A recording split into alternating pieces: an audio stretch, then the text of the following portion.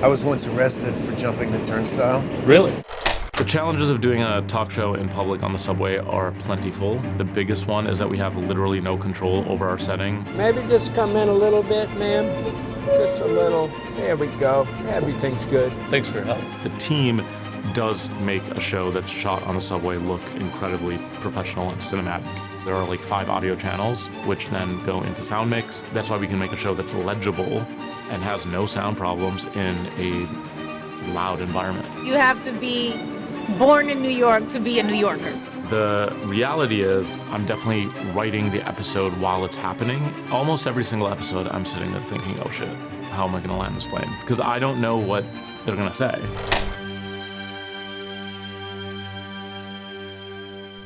SubwayTakes is a show shot on a New York City subway where I ask a guest of mine what their take is. If you're writing an email that's longer than a paragraph, no one has got the time to read that. And then me and that guest banter back and forth for a few minutes. Guests range from independent comedians and authors and musicians to celebrities that are promoting works. And I've interviewed everyone from Ethan Hawke and Jason Bateman and Jennifer Lopez to my friends and people that are in my network. And the idea of the show came out of a love for debate and discussion and honestly fun. Really, the show is about having fun and about showing the world how much fun a conversation can be. To say I have a favorite Beatle is to say, it's like saying I have a favorite ventricle of my heart.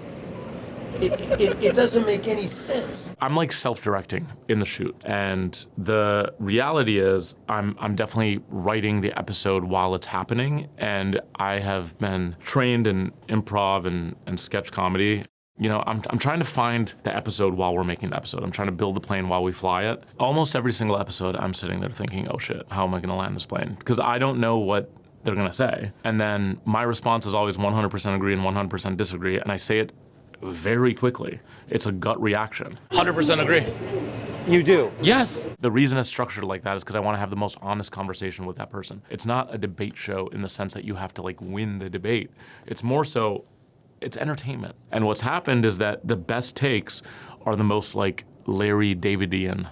You know, they're micro observations about the world around us and the way that we move through life. And I think that's what people like. It's part of the bit, is that you can argue about something that doesn't matter, but you're just doing it for the sake of arguing. And so I wanted to create an environment that was like safe for discussion and for humor and for play and for childlike wonder. My take is that leaf blowers need to be eradicated from the face of the earth. 100% agree. It came out of a need for free studio space. A lot of it was based on budget, which we didn't have, and I would rather invest in the quality of the content than invest in the physical location that the content is created. So we spent the money on the team and making sure that we had the best equipment possible, because there's a version of the show that looks unprofessional, but my team is professional. They've worked in TV. We have usually 4 cameras. There is an A cam, a B cam, a center cam, FX3s or FX6s, and then a roaming camera that is usually a low quality handy cam. So right now the lighting's just the train lighting, and it's really funny when guests come on, they go, oh, it's actually in the train. Like, is there lighting? No. Is there hair and makeup? No. And then the sound, every single camera is outfitted with a boom mic, and then myself and the guests are both holding the MetroCard mic, which is a high-quality Sennheiser lavalier mic. So there are like 5 audio channels, which then go into sound mix. That's why we can make a show that's legible and has no sound problems in a loud environment. People can become so unattractive, no matter how beautiful physically they are, if they don't act right. If their vibe is off. The challenges of doing a talk show in public on the subway are plentiful. The biggest one is that we have literally no control over our setting from pre-production to production. Like, we don't know if the train's gonna come at all. Sometimes it just doesn't come. One time we had to totally pivot trains in the, like, during the shoot with Ethan Hawke because the train just, it was like, it's not coming.